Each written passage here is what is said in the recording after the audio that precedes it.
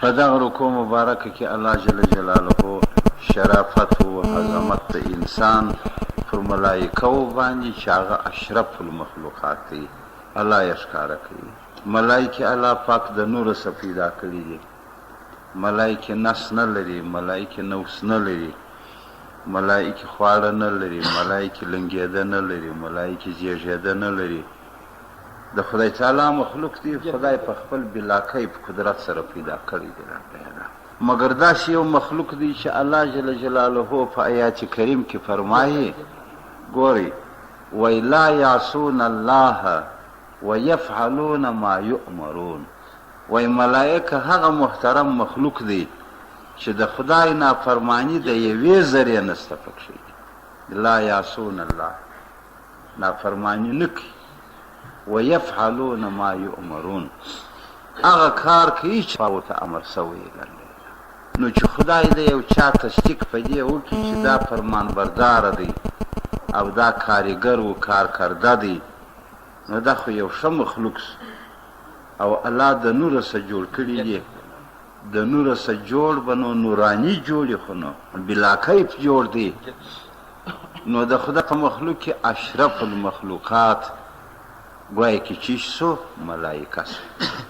که څه پیرانان دي، که څه جنیات دي، که څه حیوانان دي، که څه مرغان دي، که څه حشرات و چرنده او پرنده دي،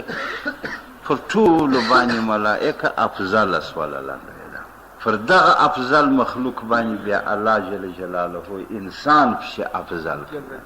ځکه اکتالا وی ولقد کرمنا بني آدم، وی ما عزتمن کړی دی، بزر کړی مې دی. پر ملائکو لا هم انسان لنډه. نو ګوره د ټولو مخلوق مخکې در هغه انسان مخکې کوي لنډه. انسان خپل حیثیت نه پېژني. یو بیان کې راغلی دی، وایي یو شپانه و ګرجه د رمه یې پیوله، په یو غار کې یې د یو لیوه چیچی پیدا کړ یا د زمري فرجه. دا یې راواخیستې کوچنی وباره یې په میږ روشت کړي. انو د میږې سره دی ګرجه دی ګرجه دی. اخر د دې میږو طبیعت چې زده کړي میږ شوه. نه څوک خوري نه د چا سره جنګ کوي. بس په رمه کې دې ورځي. یو وخت دا رمه خانه نسته یا بیده دی یا لیرې دی، پر دې رمه باندې لیوان راغله. لیوانو چې دی ورته وکتله، لیوه پکښې کې دی. میږو خو د لیوانو څخه تور خوري، تور یې واخیستی. لیوه هم په دې میږو کې تور پسې واخیستی. لیوانو ورته وکتل چې دا څه کوي، دا خو زموږ ورور دی او په دې ګډ سوی دی، په دې کې ځغلي ورغلي، دا څه دی او دا غوړې میږي ورته ګرځي لمتري چې هغه ولې نه ویي، ولې نه خوري، دا څه کیسه ده؟ دا اوس بزرګ سوی دی که څه پېښه ده؟ اخر وایي د لیوانو دا مشوره سره وکړه چې رمه خو نشي راستلی، ته یې راسې په قراره یار د دې لیوه سره خبره وکړو چې په ده کې ولې دا کرنټ نشته او دی د دوی پر خوا ولې دی او دی ولې د دوی چوکیدار دی، د دوی خوړونکی نه دی، څه پېښه ده؟ باره یې دا لیوه جلا کړي. و لیوه چې و لیوه هغه ورته ویل ها، ویل ته څنګه لیوه یې چې په دې رمه کې ګرځې لکه د دې رمې زوی چې دوی ځغلي ته ځغلې، چې دوی رازغلي ته رازغلې، چې دوی ورشو کوي ته یې ورته ورشو کوې. او دا د ول نو زه څه وکړم باره؟ هغه ول موږ خدای پیدا کړي د دغه میږو د خوړو دپاره یو لا کوم بل څه خواړه چې د علم چې ور حمله که یو ته ګړی ځینې بېل که ودې ورانه چې ور حمله که بل که تورې خورې که سپینې خورې کې ګډې وډې خورې، د پېشلمي برخه ده. وایي ما ته تورې و سپینې ګډې وډې راکړه. وایه ته څه کوې؟ ورته یې اوس څه وایاست؟ دی خبر نه دی، بیده دی در اوسه. ورته یې اوس څه وایاست؟ هغه ویل ولاکه بله کم وارې اوس زه خو هرې میږ ته چې ور نږدې سم په سر مې ووایي، در درېیمه میږ مې واړوي، خوږ مې هم کي، زه ولاکګر سره هېڅ کولی سم. وارې ویل ته یو اواز لرې، ستاسې هغه خپل اواز ورک دی. ته یو وخت چې دا میږې پر دې ورشو برابرې سولې چې اوس دوی په خوراک کې بیدې سوې، پر خوراک ارامې سولې، ته یو غرغړه وکړه. تا خو د میږې نارې زده کړې، ته د زمري غږ وکړه، بیا سیر وکړه چې ستا سره مزغلي که پر تا رازغلي. ښه ول و. نو بیا دا د یو وخت دغه شناخته په پسې دی چې میږي ښه ارامې شوې پر ورشو باندې د یو خپل غلبله د هغه چرموښي غلبله وکړله چې دا ویې کړله یا الله چې ګرسو میږو تور واخیستې ولاړې سره شو په شو وای د الفما کې خو دومره کرنډو تاثیرات وراته دي دا خو زه د بل په ځایي وم خپله ځایي مې پرېښې او د بل په ځایي ورګډ سوی وم دا زما څه چې دا حیثیت غورځولی و دا وجه وه اخر وای دغه چرموښ د جرمې سره لوی سوی هر ځای چې به ولاړو رمانه سفره چې ولا دا خو هغه خورینده دی دا اوس که زموږ سره چرینده دی را سره څري مګر دا په اصل کې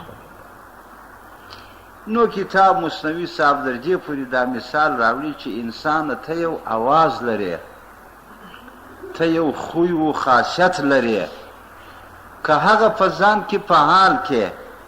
په خدایم شیطان در څه بیریږم نوس در څه بیریږم هوا در څه بیریږم حسد در څه بیریږم ممکن دا ګرده رمه بیریږي دا نه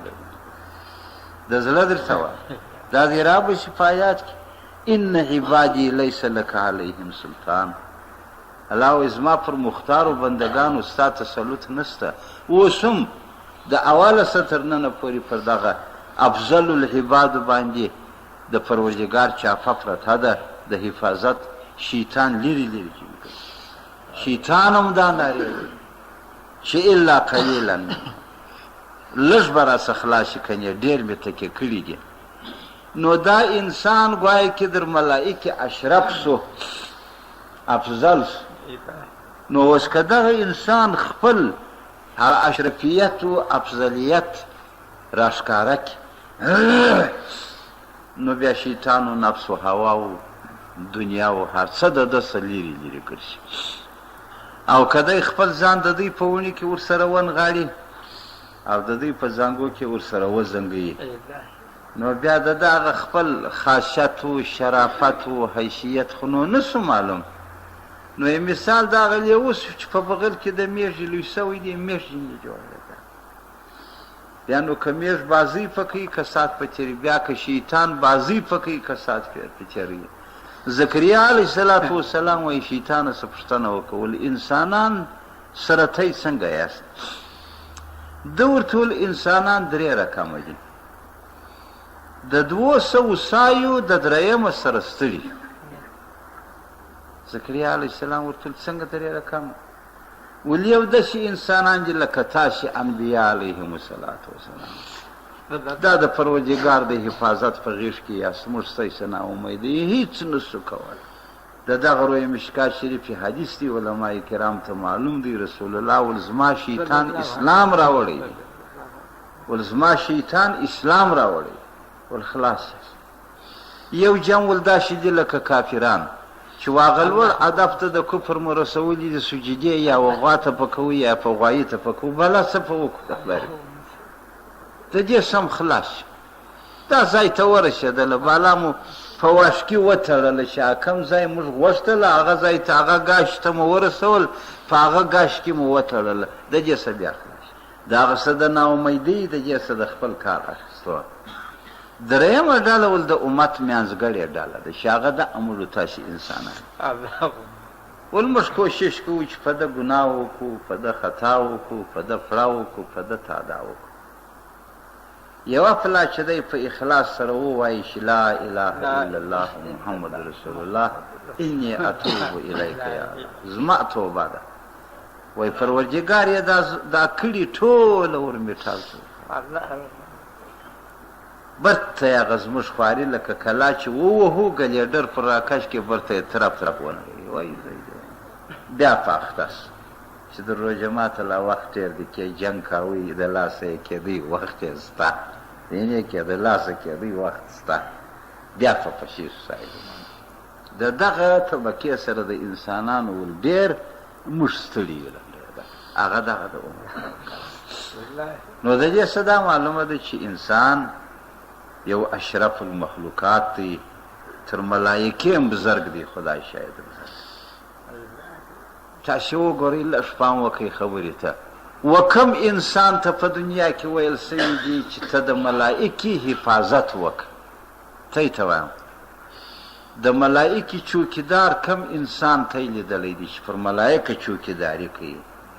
یا د شپې یا د ورځې یا د خوب یا د ویښو یا د خوراک یا د خوب یا د آرام یا د څه شي نسته. نو انسان د ملائکې چوکیدار نه دی، ملائکه د انسان چوکیداره ده. 10 ملائکې هر انسان ته الله مقرره کړي. 4 ملائکې کرام الکاتبین دي، 2 د ورځې 2 د شپې. دا خو به در معلوم وي 4 دي. د مازدیګر پر لمانځه د ماښام دا راځي، د سهار پر لمانځه باندې د سهار دا راځي. یوه یې د دې رزق روزي دپاره دی. د انمر نه راپورته کېږي چې ستا د روزۍ جوړ ملائکه ونه کړي، نه شوه کېږي چې ونه کړي. یوه د شپې یوه د ورځې، دا یې شپه. یوه ملائکه چې د هغه وایي چې انسان پرېوځي شخصا و سترګو ته ولاړه ده، یوه یې غوږو ته ولاړه ده، یوه یې سږمو ته ولاړه ده، یوه یې خولې ته ولاړه ده. دا ټوله حفاظت کوي. علیده علیده ملائکه ولو کې یوه ساتلی، یوه ملائکه دا بسته کلی ساتلی، دا بسته ښار ولا ساتلی. مګر خو دلته الله پاک وایي انسان ته عزت ورکوي، د هر جز دپاره یوه ملائکه راواستله. ته یې به نه یې اورېدلي چې یو سړی د خوبه مار په غوږ کې خوړلی، یا یې په سږمو کې خوړلی، یا یې په خوله کې خوله یې وازه نیولی، خرارې 10 ګامه واپس اورېدل کېږي، یا یې په سترګو کې خوړلی. الله جل جلاله د حفاظت ملائکې دي. نو یو څوک چې د چا حفاظت کوي نوکر یې، دروازهوان یې، دغه بزرګ بولي که هغه کور والا چې هغه دی دروازهوان. نو کور والا خو بزرګ شو، ولې خو دی دروازهوان سو. نو دروازهوان خو ما د پلې خلاصېدلو د پلې تړل کوي. اصلي صاحب دار خو هغه دی، اجاغه خو هغه دی چې هلته ناست دی، کرسۍ لري، چوکۍ لري، چمنۍ لري، غالۍ لري، نالۍ لري، بالښتان لري، شربتان لري. اجاغه خو هغه دی اصلي. دا خو دروازهوان دی، پیردار دی. نو ملائکه زما او ستا پیرداران دي که ما او تا د ملائکې پیرداران یا ملائکه زموږ. نو د دغه رویې څخه ولقد کرمنا بني آدم، انسان بزرګ سو در ملائکه نه. که څنګه ته روژې خو به نو اوس مو نو اخښې د خیر سره قرار نه دی، اوس نو قرار سره اخلي. نه چې اشي ته سړی ګوري نه شي سولی چې دا څه شي دی یا څه وایي. خو بیا به هم کوشش کوو چې بیداري وکړو. نو ځکه د قرآن مجید شریف ترجمه د آخرت زینه ده وایي د جنت کې. وایي اقرأ وارقع، وایي پورته کېږي درجو ته ده. دغه انسان الله جل جلاله نو پیدا کړ. ملائکه الله جل جلاله پر دې مځکه مقرره کړي. بیا الله جل جلاله د ملائکو سره یو مشوره غونډه وکړه، خپل اظهارات قدرت یې ورته کول. ول زه یو څوک پیدا کوم، انی جاعل فی الارض خلیفه. ملائکو وایي پیرانان لیدلي وه در موږ د مخه چې هغه وینې تویولې او غلاوې و جنایې و بد کارونه یې کوله. دا پیرانان هم دغه بد خلک. نو یې بیا د هغو په قیاس وویل ول خدایه بیا به دی څوک پیدا شي چې هغه به یسفک الدماء، وینې به تویېږي. الله ول انی اعلم ما لا تعلمون، زه پوهېږم. دغه خبره چې کړې وه ملائکو دا ورته معلومه وه ولن یخلق اشرف منا. خبرو ته به لږ پام کوئ.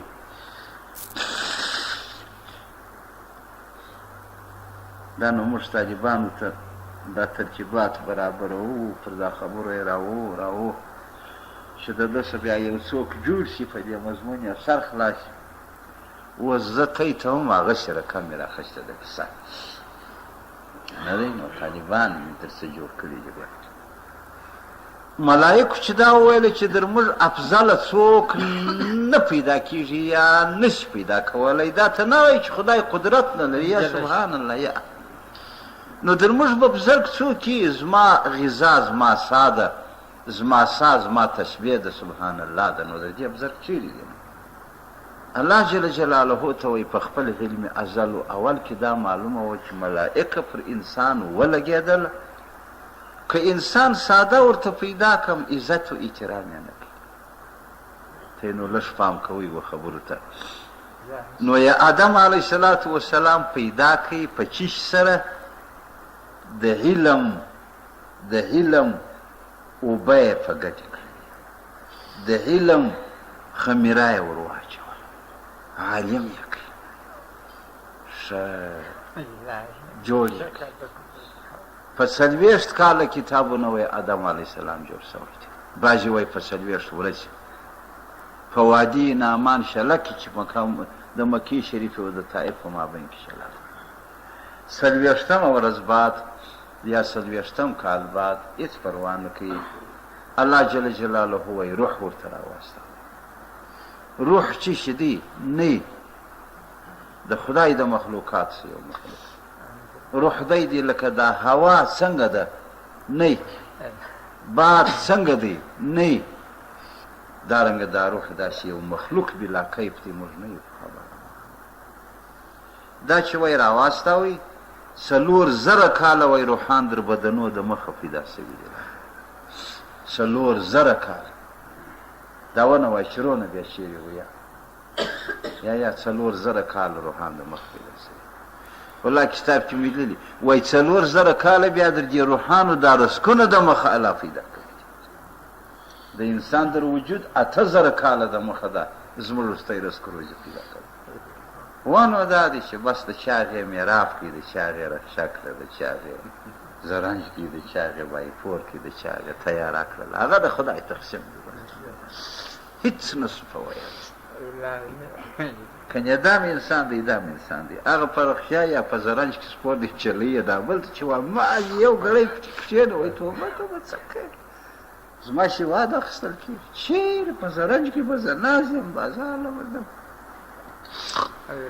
نو دا معلومه ده چې دا تقسیم الهي دی نحنو قسمنا بینهم معیشتهم الله وایي دا تقسیم ما کړی دی زما کار دی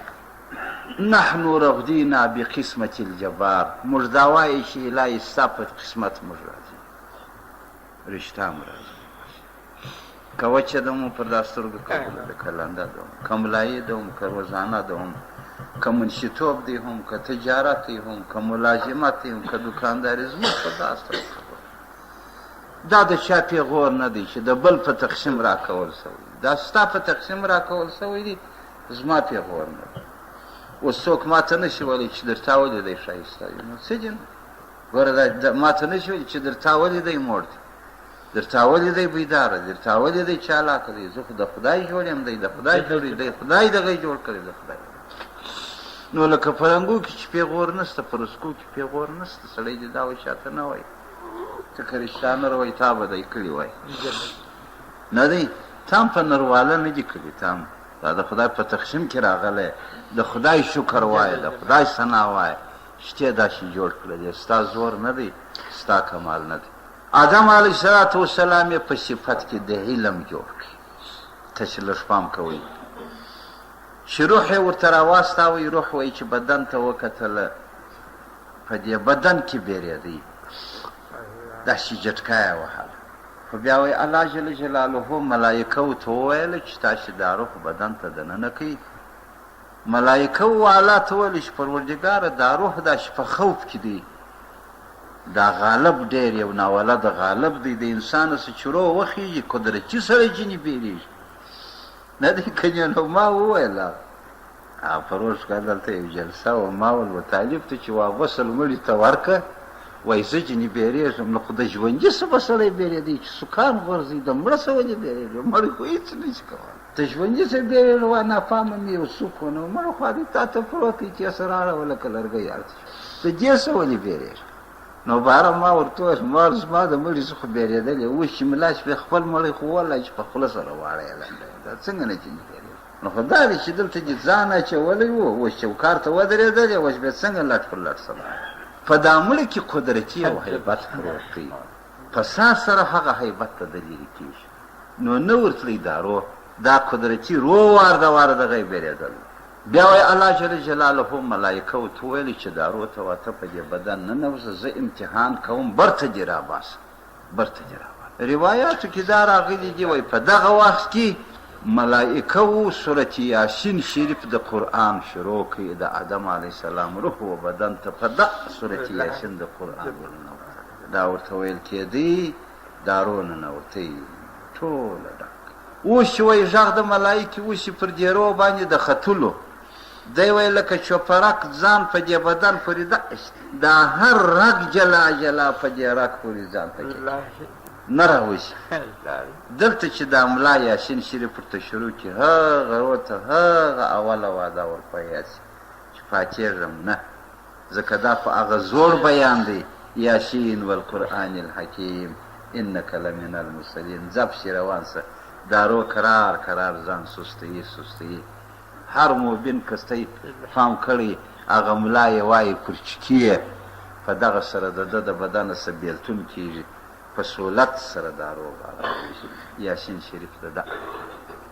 ملا صاحب چې دا اوله صحیح په غوږ کې درناري کوي چې الله اکبر الله اکبر دلته وایي الصلاة خیر من النوم دلته وایي قد قامت الصلاة په آخره سغلۍ کې بیا درته وویله چې یاسین والقرآن الحکیم انک لمن المرسلین علی صراط مستقیم د کومه ځایه څه در پسې و در کومه ځایه پورې ملا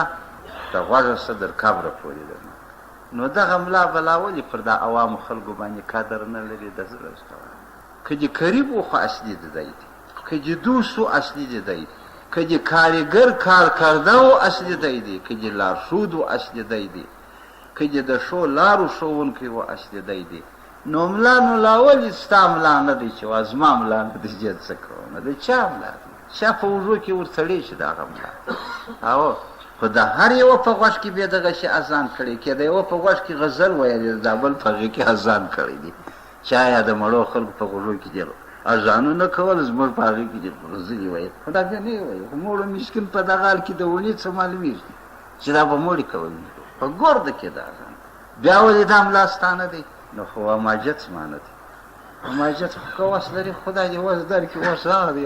ډاګ ولاړ دی ورسه پر جوړې کړه نو خو نه لرې وس نو چې نه لرې نو بیا به ولې د خدای څه شي او هر سړی اماجت خو هم نشي کېدلی شي الله اکبر دلته هم دلته هم الله اکبر دا خو به هم نه ادام نه کړي نو دا یو غلط فکر دی چې بعضو انسانان ته شیطان په زړه په مغزو کې ورکړی دی چې ځکه ملا دی زما د بلا زما خو نه دی ولې ته خو مسلمان سوی تم په دغه اذان و دې میدان ته رالوېدلی تم په دې یاسین و هغه میدان ته د آخرت ورګېږې ولې ستا نه دی نو دا فکر غلط دی بلکې عالم یو مشترکه حصه د ټولو انسانانو عالم قوم نه لري لنډه ده عالم قوم نه لري د هر قوم په کار دی د هر قوم په قوم دی لنډه دا نه غواړي چې دا پلانکي ځای دی دا عالم قوم نه لري نه د یوه کور ډوډۍ خوړلې نه د یوه کور استوګه کړې ده نه د یوه کور کپړه اغوستې نه د یوه کور چانده ورکول سوی د تمام عالمي اسلام په اجتماعي هیئت سره دغه ځای ته رارسېدلی نو دا لا ولې پلانکي ځای دی دا څوک دی دا ځای نه لري دا هم ځای دی د چا ځای والا دی ستام خپل دی د دم خپل دی د دم خپل دی د دم خپل دی د دم خپل